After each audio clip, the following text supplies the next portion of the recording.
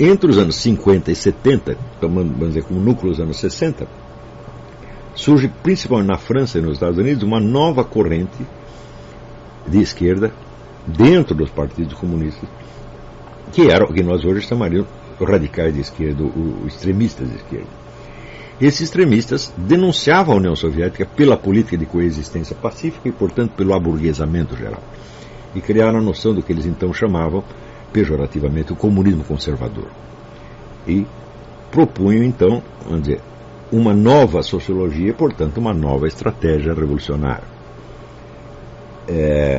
Essa nova estratégia revolucionária desistia de tomar o proletariado como uma classe revolucionária por excelência e transferia a luta pelo controle dos meios de produção para a luta pelo controle da psique, da cultura, da mentalidade pública, né?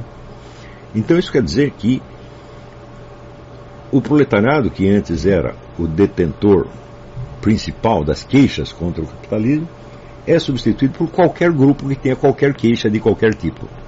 Então, grupos raciais, sexuais, regionais, linguísticos, etc, etc. Tudo isso passa a ser absorvido e estas várias comunidades passam a ser a classe revolucionária.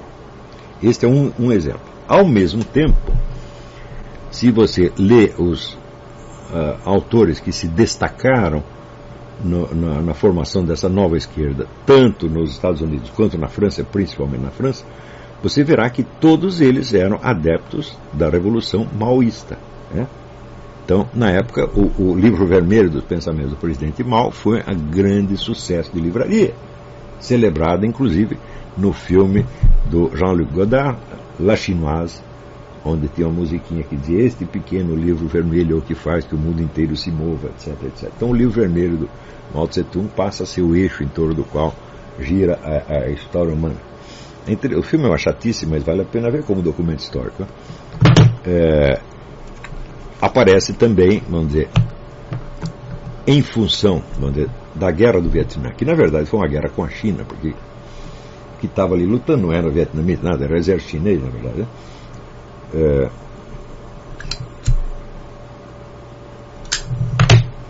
E que é vendida pela mídia internacional como uma derrota americana. Na verdade não houve derrota americana alguma, né, após a famosa ofensiva do Tet, que o Vietnã do Norte juntou todas as suas forças para um ataque maciço, né, ao Vietnã do Sul. O exército Vietcong, o exército do Vietnã do Norte foi totalmente destruído, não sobrou mais ninguém. Mas, ao mesmo tempo, houve uma vitória na mídia e na diplomacia, né? Então, a famosa invasão da embaixada americana em Saigon, se você perguntar assim, quantos soldados do Vietnã do Norte entraram na embaixada americana? A resposta é nenhum único, morreram todos na porta. Mas, ao mesmo tempo, a TV americana mostrava os helicópteros indo no teto da embaixada e retirando os funcionários, que é evidentemente a primeira coisa que você tem que fazer, você retira os funcionários civis, e dando aquilo como se fosse uma retirada, uma debandada geral das forças americanas, que na verdade estavam embaixo lutando e matando todos os Vietcong. Então a vitória militar transformou-se numa derrota diplomática e midiática, sedimentada então nos famosos acordos de Paris pelo Henry Kissinger, que praticamente cedeu tudo o que os vietnamitas queriam. Há suspeitas até, para mim não confirmadas ainda, de que o Henry Kissinger de fato fosse um agente soviético. É possível, mas de fato não interessa. Ou por burrice, ou por covardia, ou por cumplicidade. O fato é que ele transformou uma nação vencedora na nação perdedora. E existe um famoso livro do historiador militar chamado, eu não lembro o primeiro nome, o sobrenome é Moyar, M-O-Y-A-R, que é a mais meticulosa história militar disso aí. Você vê que militarmente os Estados Unidos estavam 100% vencedores, não precisava fazer mais nada para acabar com o Vietnã do Norte. Mas daí pararam a guerra e agora vamos sentar para conversar. E na conversa os vietnamitas levaram tudo. O general Giap, que era o comandante-geral do Vietnã do Norte, deu até uma entrevista dizendo: olha, existe uma grande diferença entre nós e os americanos. Os americanos guerreiam no campo de batalha por meios militares. nós guerreamos em todos os frontes, midiático, sociológico, artístico, psicológico, etc, etc. E foi assim que nós ganhamos. De fato, foi assim. O grande aliado do Vietnã do Norte foi a classe estudantil americana e a classe artística, etc, etc. Todo mundo colaborou para dar esta impressão de uma derrota americana, que a impressão acabou prevalecendo sobre a realidade material. Quando diz que o presidente Johnson, quando viu na televisão, no programa do... até esqueci o nome do cara. Como era aquele cara da televisão que fazia um sucesso enorme na época? Esqueci. Quando o presidente Johnson viu aquilo na televisão, falou: pronto, minha reeleição foi pro brejo. Tá certo? Então, eles estavam preocupados com isso, com a imagem da coisa e não com a realidade, né? Então, incentivados também por esta vitória, entre aspas, pelo menos vitória publicitária do Vietnã do Norte, o pessoal de maio de 68 era todo pró-Vietnã e pró-China. A China, então, representava a alternativa da revolução violenta que a União Soviética tinha abandonado, ou pelo menos adiado, tá certo? O que não quer dizer que não colaborassem nisso, né?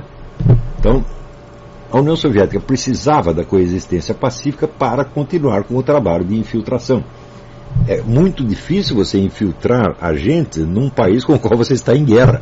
Não dá para fazer isso. Então você precisa da coexistência pacífica para você tentar dominar pelo lado da Revolução Cultural, pela dominação, vamos dizer, da classe artística, classe falante, e pela infiltração no governo. Stalin, já nos anos 30, ele já tinha passado para o Partido Comunista Americano uma instrução muito clara: esqueçam o proletariado, nós precisamos da adesão dos multibilionários, dos banqueiros, das pessoas beautiful people, dos formadores de opinião. Primeiro, para eles nos arrumarem dinheiro.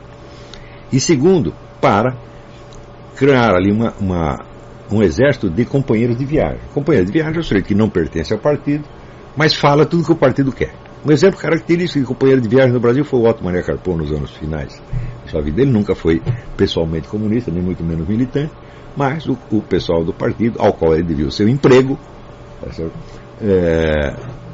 lhe passava as informações falsas, evidentemente, e ele ecoava aquilo de maneira totalmente insuspeita.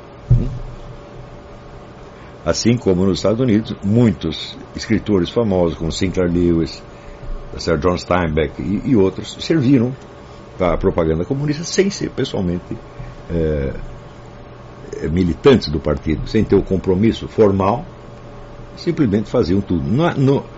No meio cinematográfico, então, nem se fala. Eles pegaram todo mundo, pegaram Humphrey Bogart, pegaram Sterling Hayden, pegaram todo mundo, que depois o Humphrey Bogart resumiu tudo na seguinte frase: eu não era comunista, eu era apenas idiota, né? Então, idiota útil nunca faltou nesses meios. Isso quer dizer que o maio de 68 não foi uma ruptura com o comunismo, ao contrário, foi uma intensificação, uma radicalização do comunismo no sentido chinês, ao mesmo tempo em que se formava essa nova sociologia baseada na ideia, vamos dizer, das minorias oprimidas, e qualquer pessoa que tenha qualquer queixa a respeito de qualquer coisa pode se tornar um membro da minoria oprimida. Ao mesmo tempo se formava aí uma vasta corrente a favor da revolução violenta.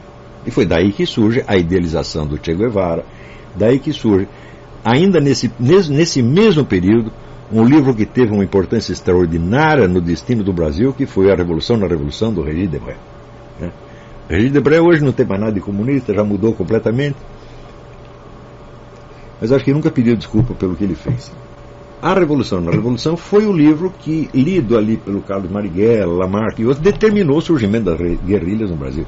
Sobretudo através da influência do Caio Prado Júnior, que no livro A Revolução Brasileira usava 1001 argumentos sociológicos, tá certo, para fomentar a chamada luta armada. Então, a luta armada foi um filhote de 68. Quer dizer, como é que você vai dizer que esta nova corrente que surge ali não era comunista? Isso é inteiramente absurdo. Ela é um novo comunismo mais radical, mais violento e com uma base social enormemente ampliada. Cresceram o proletariado, já que o proletariado se vendeu para os burgueses. Então agora nós vamos pegar as prostitutas, os homossexuais, os índios, os negros, todo mundo que estiver descontente com alguma coisa serve.